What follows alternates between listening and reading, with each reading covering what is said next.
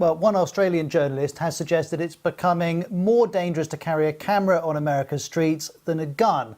She was responding to the latest attack on the press. It happened right in front of the White House. This is the moment an Australian TV crew were violently moved on. Whoa! And here's the same incident from another angle. The cameraman was shoved in the face, the reporter was hit with a baton across her back, and Prime Minister Scott Morrison has asked Australia's embassy in Washington to investigate. Well, the US Embassy in Australia has tweeted, "We remain steadfast in our commitment to protecting journalists," but not all American police officers seem to share that commitment. Here's the Washington Post detailing numerous attacks on journalists. Some estimate there have been more than 100. This article quotes the executive director of the Committee to Protect Journalists, who says, "I've never seen anything quite like this. Many of the norms have broken down." Well, Linda Tirado is a freelance photojournalist. On Friday, she was shot with a rubber bullet while covering the protests in Minneapolis, and she's lost the sight in one of her eyes. This is what she told us. I was lining up a shot and I caught a projectile from the direction where the police were. Protesters came to my aid. They grabbed me and put me in their medic van and drove me to the hospital and I was in surgery within an hour. I have been permanently blinded in my left eye.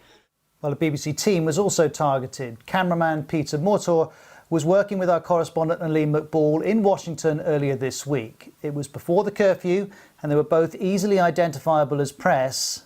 And this is what happened.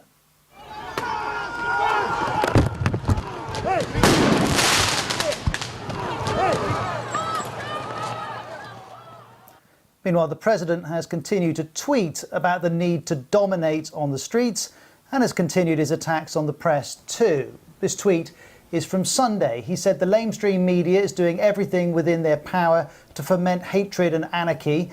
As long as everybody understands what they are doing, that they are fake news and truly bad people with a sick agenda, we can easily work through them to greatness. Now, let's be clear, there's no suggestion the president has told the police to attack journalists, but if you routinely demonize an entire group of people from a position of power, based on what history teaches us, you can reasonably expect that prejudice and hostility from others could well follow. Well, whatever the reasons, the press is being impacted by police violence, and in many cases, the journalists are identified as press and are cooperating. And it's not just journalists caught up in this. When a woman was filming the National Guard and military police coming down her street in Minneapolis, this happened. Get inside! Get in your house now! Let's go! Light him up! Go inside now! Get in the house! Now, of course, the reasons why all of these incidents are happening is very hard to pin down so soon after they've occurred. Each circumstance varies, and it's too early to have everyone's accounts. However, perhaps we were offered a clue in this Vice News video. I'm press! I don't care, get down! I am press! I don't care, get down! Okay, I'm down, I'm down.